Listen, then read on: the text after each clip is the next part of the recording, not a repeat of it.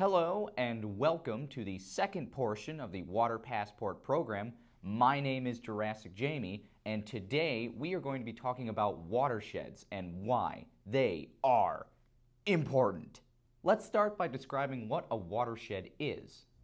A watershed is an area of land that channels rainfall and snowmelt into rivers and streams, and eventually to water bodies like reservoirs, lakes, and oceans. Watersheds are one of the highways that water can take on its endless circular journey known as the hydrologic cycle. Hydro means water, so it can also be more simply called the water cycle. The water that we see on Earth is constantly being recycled. No new water is coming to us from outer space. It's been the same throughout time. So yes, there is a chance the water you're drinking could have been the same water a dinosaur drank. Now there are 4 important steps I want you to remember about the water cycle. They are evaporation, precipitation, condensation,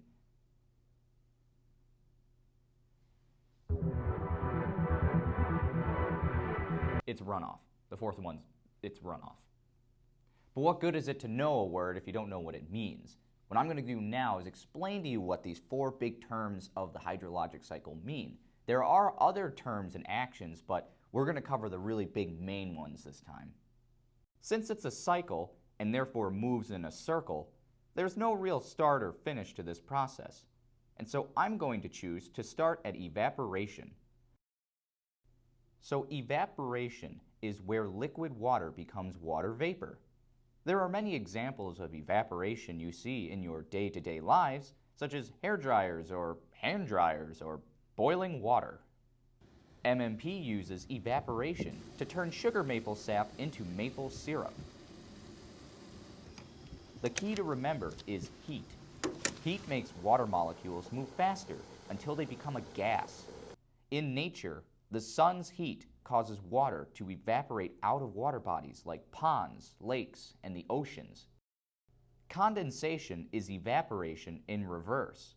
When water vapors get cold, from touching something like a cold mirror perhaps, they group together, or condense, into liquid. In nature, this is how clouds form. After enough condensation occurs, and the liquid water condenses more and more, we reach our next step in the water cycle, precipitation. I probably don't have to explain to you what rain is, but what happens when it hits the ground? As water collects on the ground, it can move about the surface. This is known as runoff.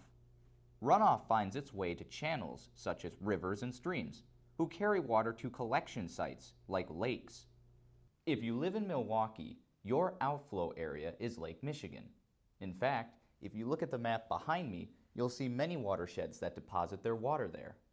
Some of the watersheds that make up southeastern Wisconsin are displayed in front of you. If you live near Bradford Beach or the Art Museum, you may live within the Milwaukee River watershed. Or, if you live closer to Miller Park, the Menominee River watershed. Either way, they both empty their water into Lake Michigan. But these watersheds don't just exist in Milwaukee. They extend far north from Germantown all the way to West Bend. Mequon Nature Preserve lies right on the line between the Menominee and Milwaukee River watersheds, meaning when it rains here, the water empties into 2 different watersheds, both of which ultimately deliver their water to Lake Michigan. Now that we're on the same page about watersheds and the water cycle, let's talk about how pollution moves through them. You're probably familiar with the term pollution, but if not, pollution is any harmful substance that enters the environment and changes things for worse. And pollution needs to come from somewhere. It doesn't just appear, it needs a source. There are 2 types of pollution sources: point source pollution and non-point source pollution. Point source pollution is any single identifiable source of pollution, like a smokestack or a pipe or a shipwreck. Non-point source pollution cannot be pinpointed to a single area. A good example would be runoff from a farm field or a parking lot. Before us is the Enviroscape Watershed model. This model will help demonstrate how pollution in the real world finds its way into our water by flowing through a watershed.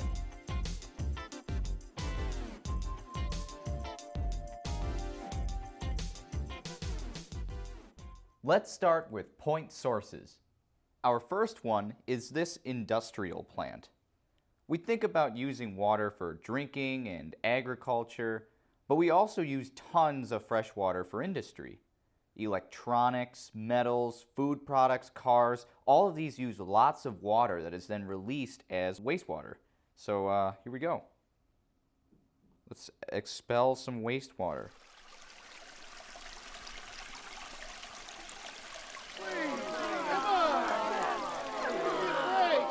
So why did this happen?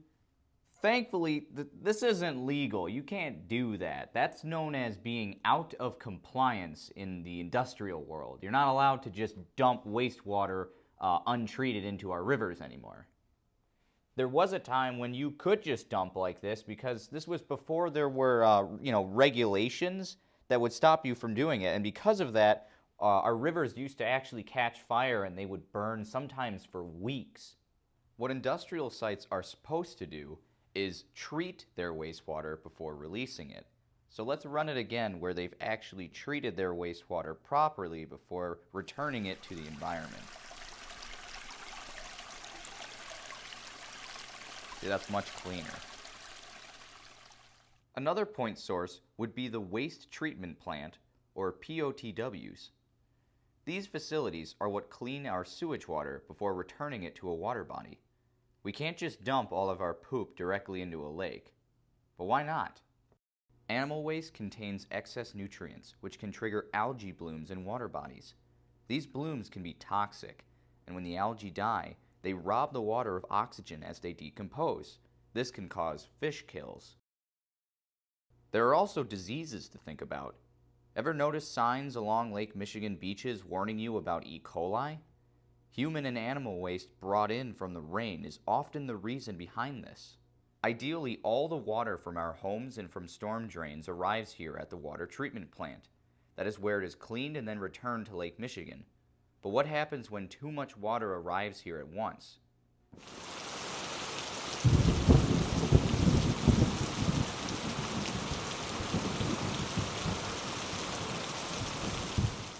Wastewater treatment sites can only handle so much water at once.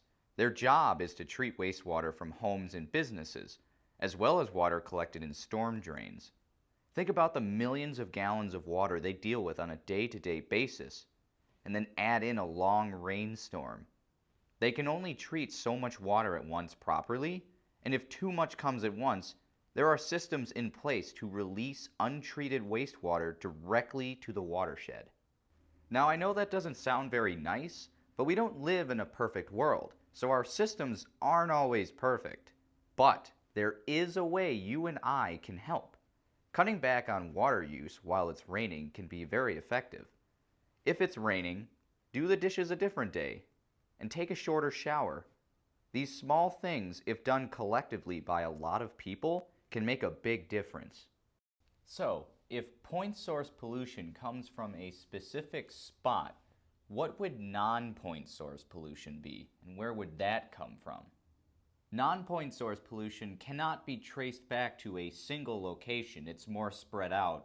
And good examples, it's usually runoff would be the big one, also drainage or seepage, but most of the time when you have something spread out over the land and it rains, that would be a good example of non-point source because it's coming from a whole bunch of areas feeding into one zone, such as a watershed.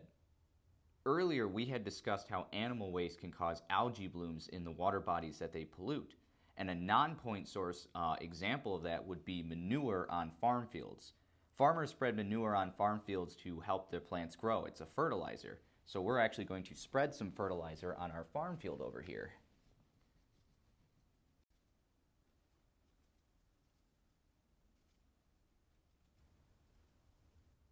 Farms can also be a source of pesticides or herbicides. Farmers don't want their crop to be eaten up by, different insects, other animals, or if they don't want competing plants to take up space, they'll apply an herbicide or a pesticide to try to stop those. So those too can run off when it rains. So we're going to apply some herbicides and pesticides to our farm field now.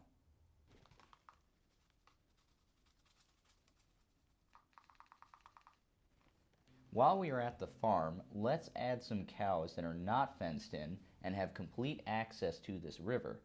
Cattle can actually carry a lot of animal waste on their feet. Look at that, he went right into the river. They can carry animal waste on their feet, and when they cross into these rivers, it can leak out and then go into the watershed. So just like there's animal waste for, runoff from the farm, the cows themselves can actually track it in. Loose soil can also actually be a pollutant to water when it's poured in excess. If you remember in our wetland video, we talked about how plants can actually hold the soil and the land together and prevent erosion. You see on our mountain here, there aren't any actual trees. Normally, there'd be a nice little forest here to hold all the dirt together. But let's say that we cut all the trees down and we've just left this bare mountain now with no plants to hold any of the dirt together. So we'll actually put that loose soil up here. And you might be asking, well, why is just plain dirt a pollutant to water? Well, one thing that it can do is it'll create increased what's known as turbidity, and so it makes it cloudy. If you've ever seen water that you can't see all the way to the bottom, that will actually trap sunlight and hold heat, kind of like a greenhouse effect with CO2 in the air. When your water has a hard time for the light to go through it, it will actually hold heat more. And water that is hot will hold less oxygen than water that is cold. That can produce a fish kill just like algae does. I know fish are in the water, but they need oxygen just as much as we do. We have to breathe all the time, and fish use their gills to filter oxygen out of the water. But if there's less oxygen, they have a harder time to breathe. Got a lot of information out there quickly. Let's move on and talk about golf. So, golf courses are really large areas of land that have lots of grass. So they actually require a lot of nutrients and pesticides sometimes to maintain that giant lawn. So our golf course here, we're going to add a little bit of both. We're going to add some fertilizer that they might spread out all over their grass. And then we'll also add maybe some herbicides to areas where they wouldn't want weeds or other things to, get in the way of the grass. Hello. Okay, they put a lot down. They really don't want weeds on their golf course. Just like we have loose soil on our deforested mountain over here, I'm going to add some to our construction site over here, and we'll pretend that they haven't put any erosion mats down or any type of measures to stop erosion if it does rain on their work site. So we'll put some right here. You ever walk down the street and see some litter on the ground? As much as we'd all like to believe that it just magically goes away, after it rains, a lot of it does get taken away, but not to somewhere we want it to. It gets washed into our watersheds. So all along the street here, I'm going to put some litter. Wow, there is a lot of litter. Whoever's doing this is not throwing it where it belongs. Shame on them. Shame. And while I'm over here, all around these suburban houses, if you have lawns, sometimes in the summer people like to spread fertilizer on there too. And if you put the right amount on, that's fine, but some people put too much on. And if it rains, that gets washed away too. So we'll put some fertilizer all over these yards. Finally, if you live in Wisconsin, then you probably know about all the snow on the roads, and you know that we put road salt down in order to melt that snow so that our roads are safe. Road salt isn't a terrible thing, but it is actually still a pollutant. And if we have too much salt, if we oversalt our roads, when all the water washes away, some of it can get carried into the watershed. So now we have salted our roads too. And with that, I think we have all of our non-point source pollution accounted for. The only thing we're missing now is a really big rain event.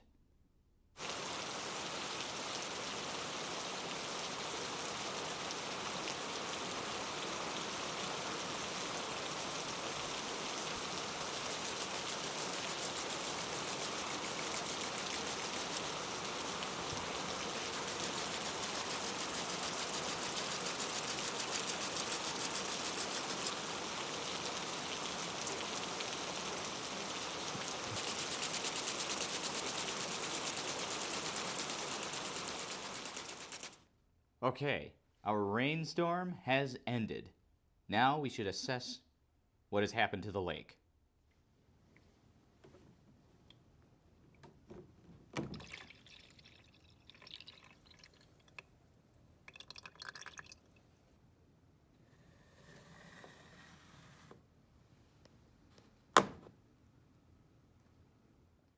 The question becomes, would you like to swim, fish, or even drink this water?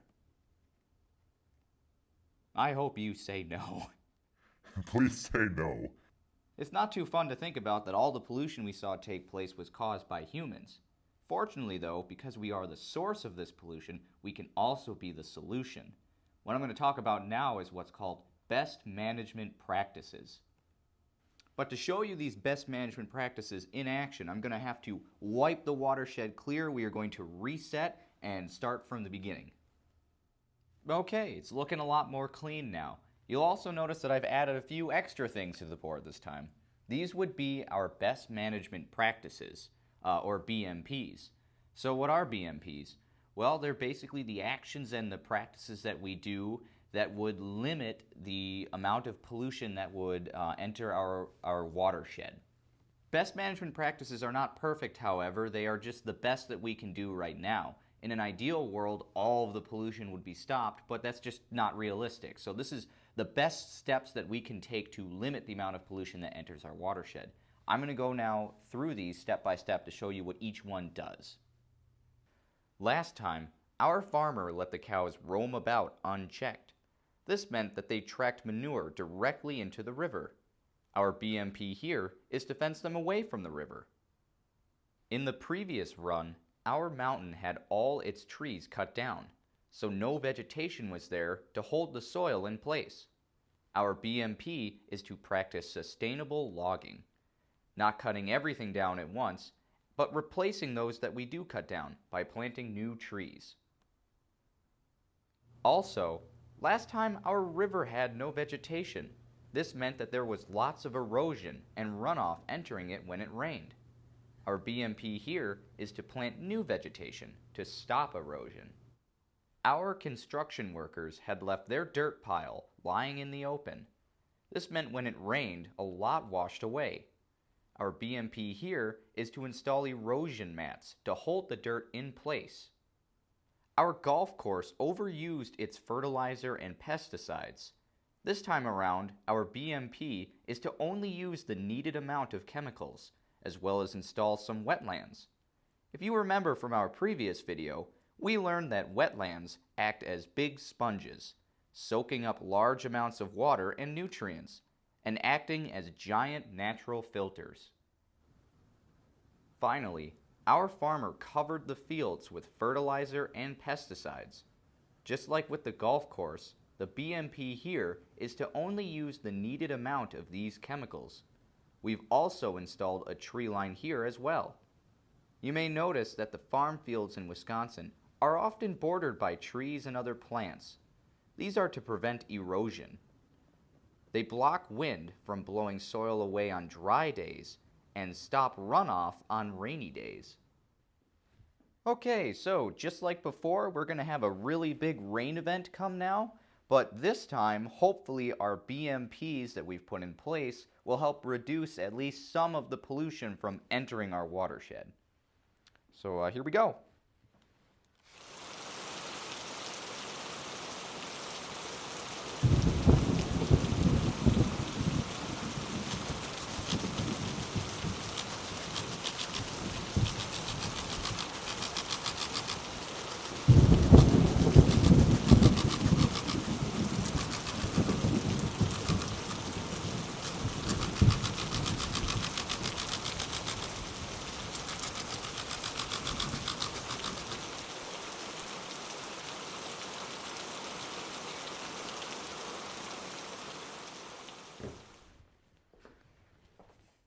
All right, so first just doing a real quick assessment on the fly, looking around, it seems like things held up even better than I had expected. If we look at our farm field here, we'll see that our tree line, there is some pooling here, but you'll see that the vegetation held it. It did not go through our tree line here, so that's looking pretty good.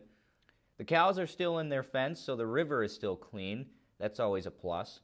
If we look over here by the river, we'll see that this vegetation is now very wet over here, but anything that would have traveled across the roads, nothing got through that, so that kept the river clean over on this end. Our wetland over here is certainly full of water now, but you know what? All the excess nutrients, it doesn't look like any of them had made it to our lake. And same for the erosion mat over here. You'll see there's definitely water pooling. However, all the mud and dirt has stayed in place thanks to our erosion mat. Our trees up here on the mountain, it looks like they've been holding on to the soil up there as well. So they're kind of like an erosion mat on a bigger scale. They're holding all that erosion from going anywhere. So all in all, our best management practices were pretty fantastic this time around. It's pretty remarkable, actually. But just to be a good and thorough scientist, I will pull the plug on our lake and drain the water to examine it, although I can already pretty much see from, up here that it looked much cleaner than before, but we can do a side-by-side comparison. So here's our water now, and I'll bring up what we had before, and I guess you tell me which one you'd rather have, your drinking water come from. Which water body would you rather drink from? That pretty much covers everything I wanted to tell you about Watersheds for today.